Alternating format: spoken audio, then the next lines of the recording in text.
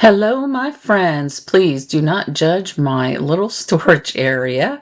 I think we all probably have something similar to that, but I've got these 3 bushel baskets that I was fortunate enough to find at a little yard sale for $6 for all 3 of them. And as you can tell, they are very dirty on the inside.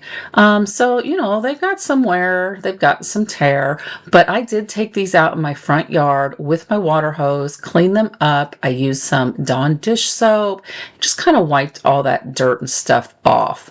And then on one of the bottoms, it was kind of bubbled outward. And when it was wet, I just placed some of my yard rocks on top while it dried, and that seemed to flatten it out. So the next thing I'm going to do is for the large one, I'm going to grab some watered down black chalk paint and just work this paint all the way around. You can see my little pooches are loving this because they get to watch Mama work. And like I said, I used water just to help spread that black paint around. I don't want full coverage. I still want a rustic look. I do believe I'm going to be keeping this larger one for myself and put in my living room and maybe put some dog toys in there. But just go ahead and do any colors that you want on your basket. I am going to be showing 3 different types of styles for the baskets that I've got. While that one's drying, I am going to grab another one, and this one's got a piece of the wood just kind of not adhering properly. So I'm going to grab some Titebond Quick and Thick and just spread a little bit of that on, clamp it down with these little clamps that I've got, and let that dry. So while that's sitting up and drying, I'm going to grab the other basket and I'm going to use the vintage linen, and I am going to do the same thing I did with the black paint. I'm going to use some water to assist me in getting this paint to just go a little bit further because this wood is really dry, and otherwise it's just going to soak up all that paint and I'll end up using a whole lot more of it than I want. So I'm going to apply this all the way around.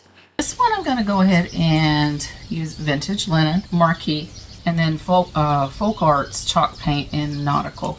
And with this third basket, after that glue has dried and set up, we're going to grab these 3 paints, and I'm going to do something patriotic. Of course, you can do any kind of holiday type look with these baskets.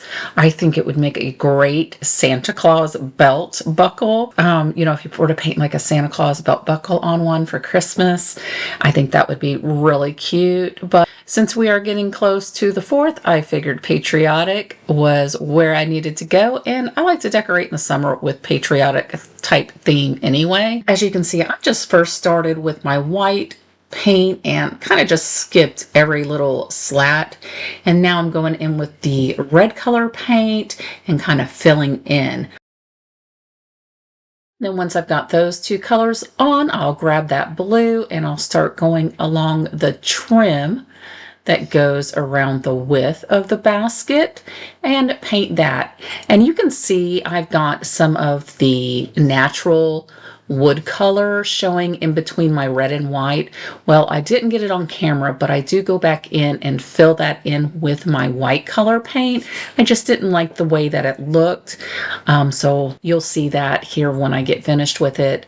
But after we get done getting that blue paint on, I'm going to grab my little stencils that I have made. And I made these last year on my Cricut machine using some 7mm Mylar paper. And I'll link those in the description box in case you're interested in making your own stencils. But I'm just going to grab that white paint and the star stencil and just go around the top edge.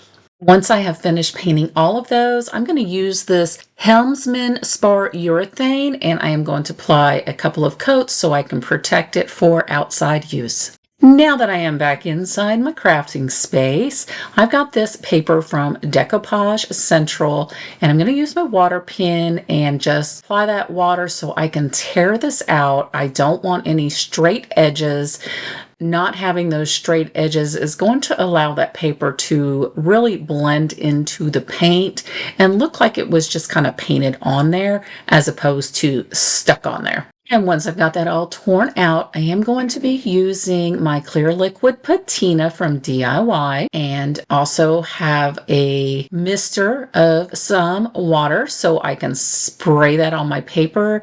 Just gives that paper a little more flexibility and movement. And with my fan brush from the DIYstruggle.com, I'll just apply that clear liquid patina in sections and get that paper laid down, and using some saran wrap crumbled up so I can press that in, making sure to get that paper as smooth as possible.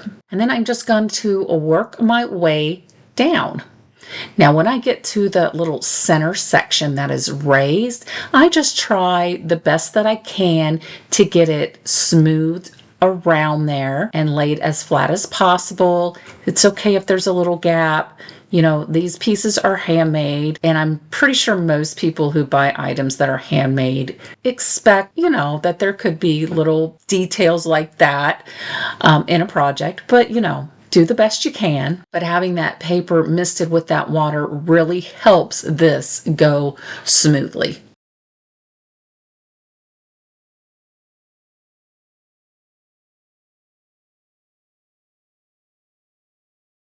And once I've got that paper down, any sections that I had missed on the first round, I will just kind of go up in there with this fan brush, and this fan brush makes it so easy to get up under that paper with that decoupage medium and get all those spots, making sure everything's adhered down. And then I will go over this entire image and seal in that paper.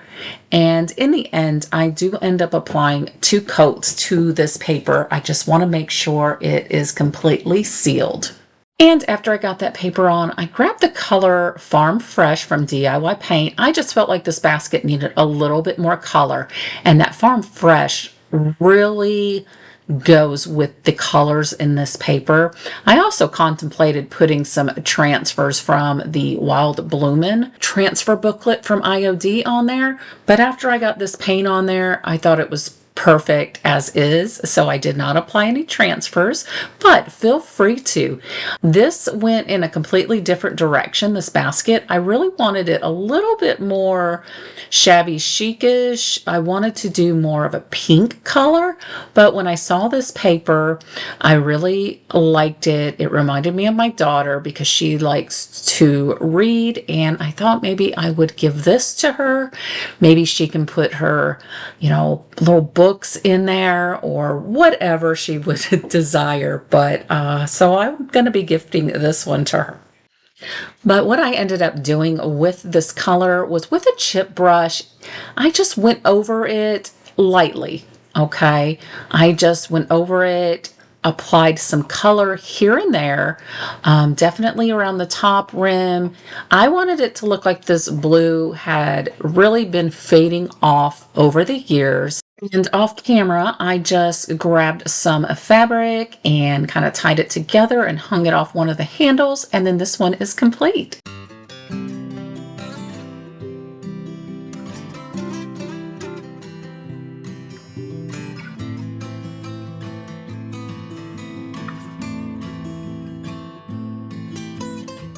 Okay, so now the larger one that I painted in the black, you can see here it's got a real rustic appearance with some of that wood still showing through. But I've got this 5-inch thick piece of burlap. I've gotten this in roll at Walmart. So I'm going to glue a strip of that all the way around the circumference of this basket. And I'm just going to apply the hot glue along the edges. And as you're working around, just make sure you're double checking to make sure you're going around the center and you're not getting too far off track. Because when you're going in a circular motion like this, it's very easy to get off center. And as I work around, I'm kind of pulling it a little taut because I don't want too much of a bubble to form down the center. Grabbed some of this fabric, I folded it in half, and then I just cut, I'd say about a 3 to 4 inch thick piece, and you see there, but I didn't double check to make sure this would go all the way around my basket, and it did not. So Next thing I do is I have some of this ribbon and I am going to glue this all around the center of this burlap. And since I had already cut out that fabric, I just tied it into a bow and decided that was going to go right in the center of that ribbon we just put down. I'll trim up the tails and then I do tack down anywhere as I want this ribbon to lay. So I'll curl up those tails a little bit and just kind of glue them in place. And you'll see that when I show the reveal. I don't know about you guys, but I always struggle on which way I'm going to cut these. So I really have to double check myself. Who else has that problem? Let me know in the comments down below. And I also do a fray around the tails. I just use this little weeding tool that I have and I pull out some of the threads, just kind of giving it more of a rustic appearance. And I do this all the way around those tails and some up around where the bows are. I don't care if there's a bunch of strings flying everywhere. This is a rustic basket.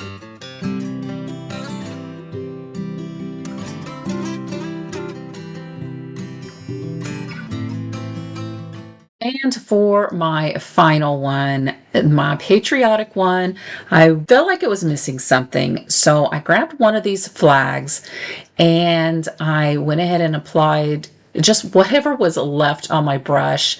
You can see I've got a baseball there at the corner. Well, I'm working on some baseballs to sell in some bags. So I had some antiquing wax left on this brush. So I just antiqued up the flag. I'm going to go ahead and pull out some of the threads around the edges. I just want it to look very rustic. And again, I just use my weeding tool and pull those threads out to my desired appearance. Next, I'm going to grab the letterpress stamps from IOD and some black permanent ink and grab the numbers that are going to make 1776, and I'm going to stamp that right down the center of this flag, kind of bottom center. Now, since there's only one 7, I do start by just using the 1 and the 7 on one of these stamp blocks that I picked up from Amazon. I'll also have those linked, but I'm going to stamp that 1 and 7, clean up my stamps, grab the 7 and the 6, and stamp it right beside it.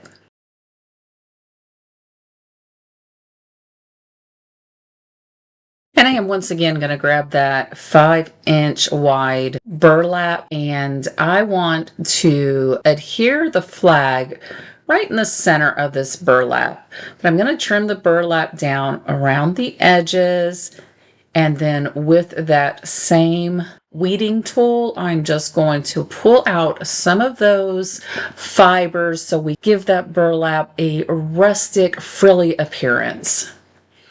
And then just kind of trim it down. I just want to break up the red, white, and blue a little bit from the basket. You'll see that in the end result.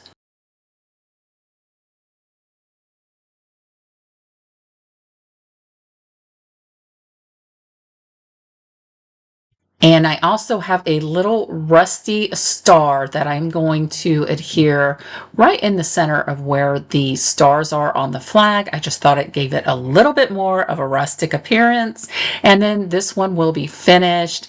And you guys will have to let me know, what do you think about the styles on these bushel baskets? I would really love to know which one is your favorite. And make sure you stay till the end because I'll have all 3 of my projects at the very end, showing you them all once again in a little slower motion. But thank you guys so much for taking the time to watch the video. If you're new here, go ahead and hit that subscribe button and hit the notification bell. I do try to upload weekly, but you all have a wonderful, wonderful week. Bye-bye.